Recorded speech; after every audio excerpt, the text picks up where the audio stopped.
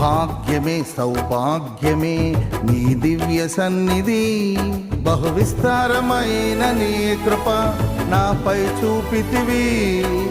బలమైన ఘనమైన నీ నామమందు హర్షించి భజించి కీర్తించి గణపరతు నిన్ను యేసయ్యా.